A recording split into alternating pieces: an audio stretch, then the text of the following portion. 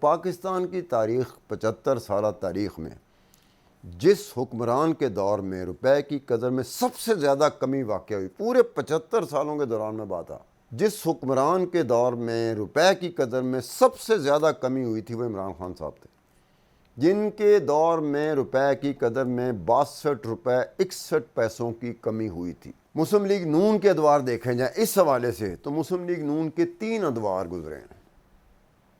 3 ادوار کے مجموعی طور پہ جو مدت تھی حکومت کی وہ 10 سال رہی ہے۔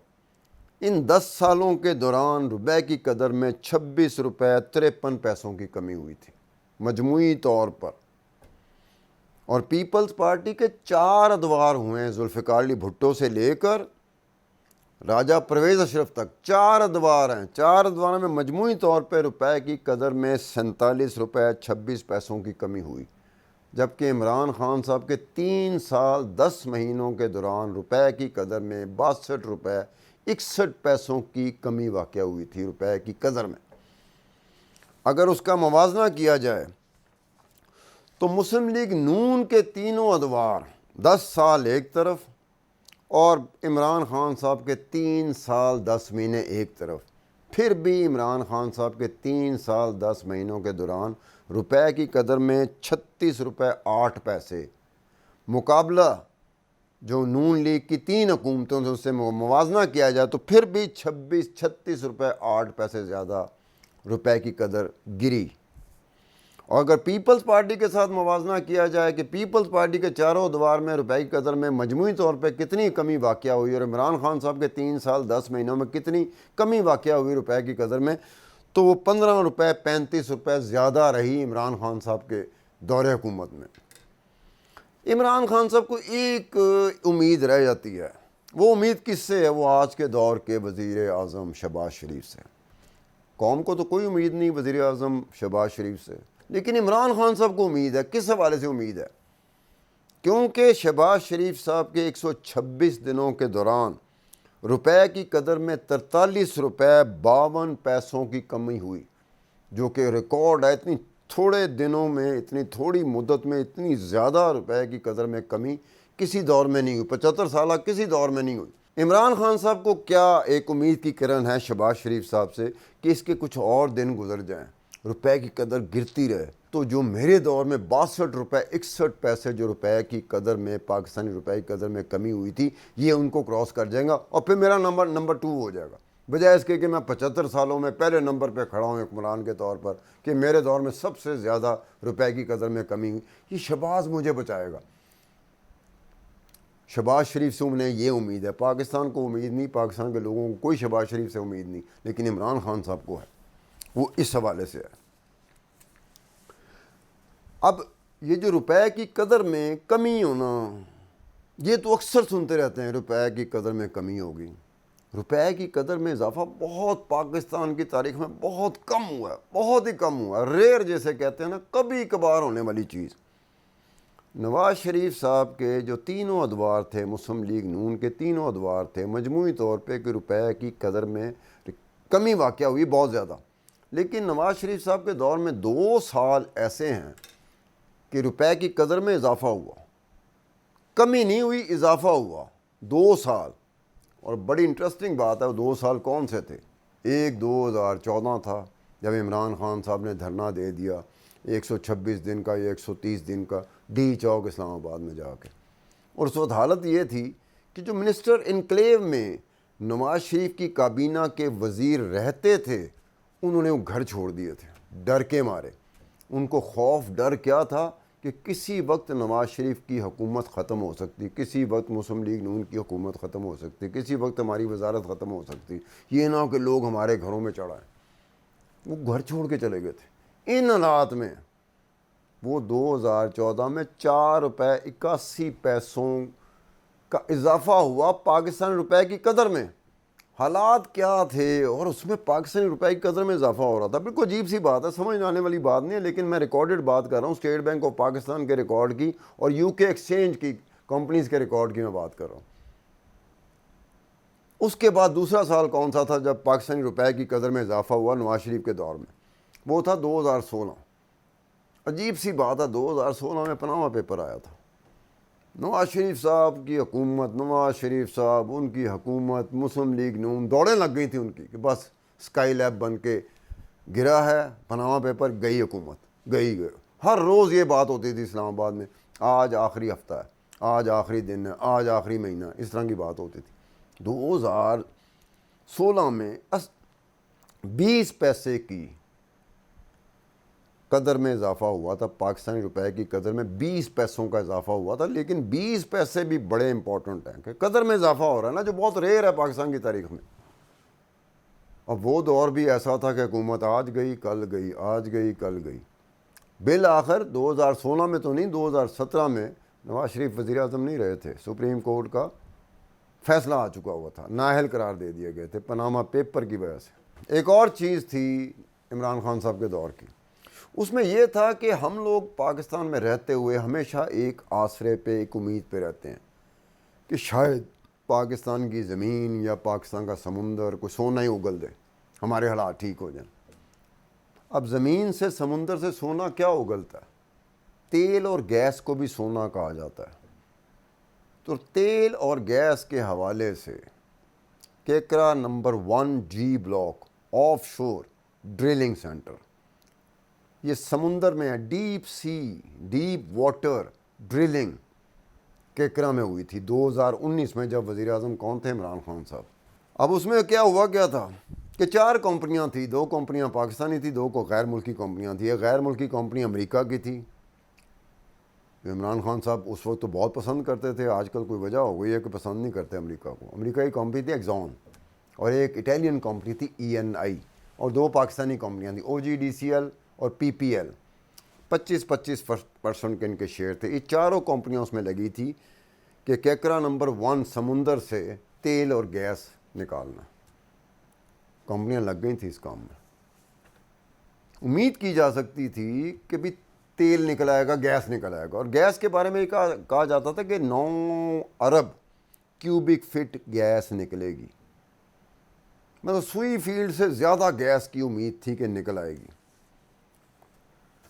اب اس میں ڈرلنگ کے جو اخراجات تھے، جو deep sea, deep water drilling سے جہاں سے تیل نکالنا تھا، گیس نکالنا تھا، اس کے جو اخراجات تھے وہ $100 ملین تھے، جو چاروں کمپنیوں نے بھرنے تھے۔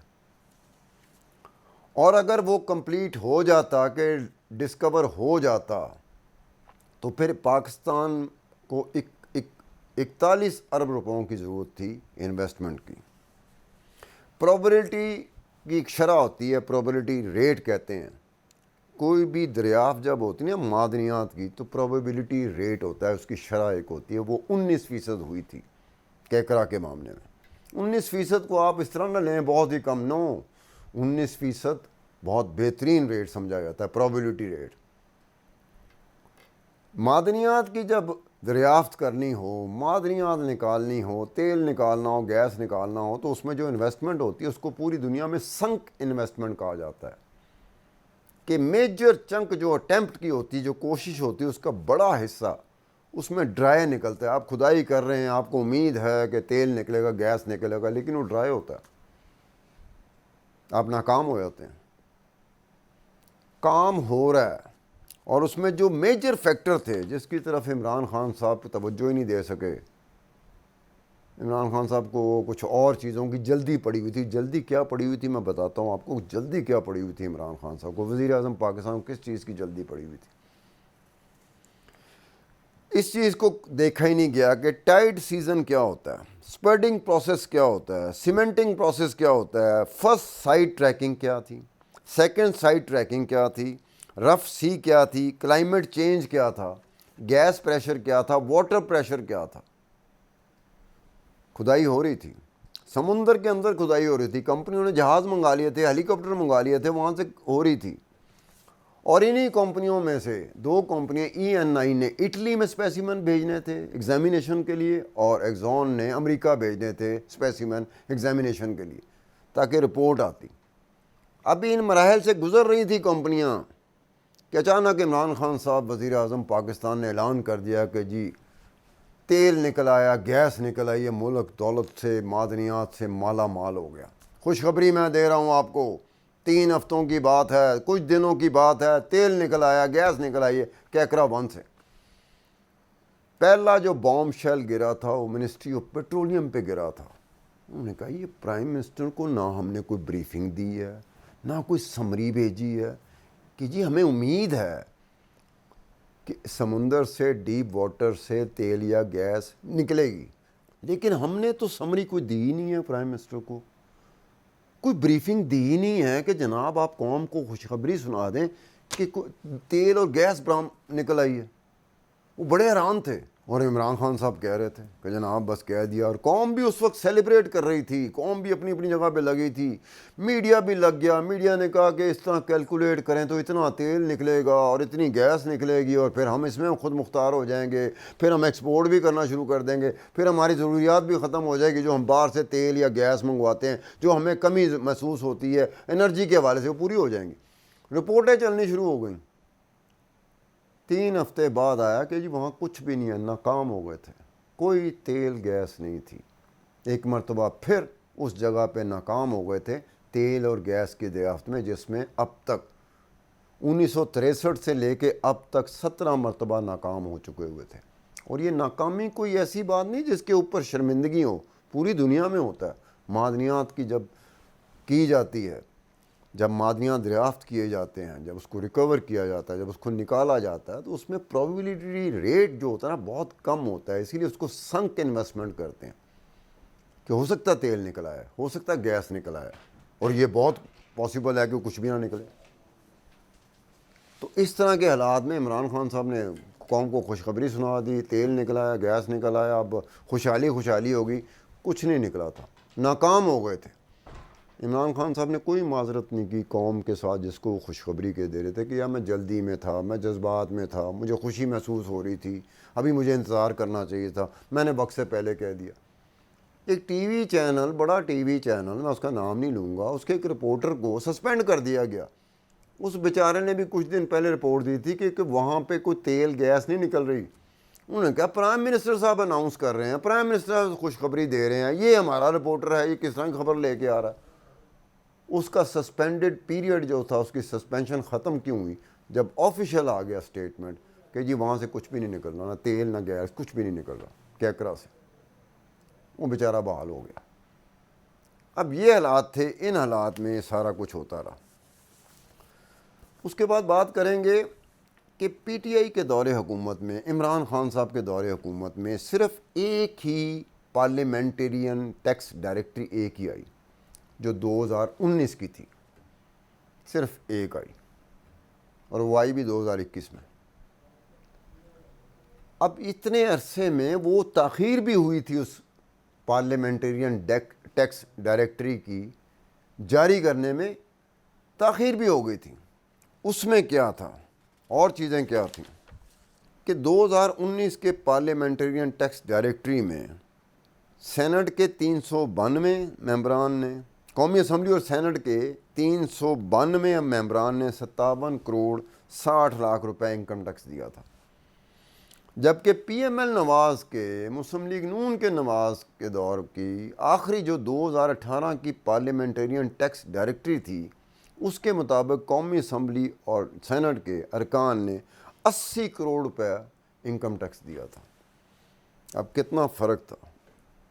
ہو سکتا ہے کہ نئی پارلیمنٹ بنی ہو، قومی اسمبلی نئی بنی ہو، تو غریب ایم این اے آ گئے ہوں، یا وہ ایم این اے آ گئے ہوں جن کی آمدنی اتنی نہیں ہو جتنی 2018 سے پہلے جو ممبران تھے ان کی ہو۔ کچھ نہیں کہا جا سکتا، لیکن یہ بات اپنی جگہ پہ تھی۔ اب جو فرق تھا وہ 28% کا تھا۔ 28% انکم ٹیکس زیادہ دیا تھا قومی اسمبلی اور سینٹ کے ارکان نے، جو 2018 کی آخری ٹیکس ڈائریکٹری تھی پارلیمنٹیرین کی، مسلم لیگ نون کے دور کے آخری سال کی۔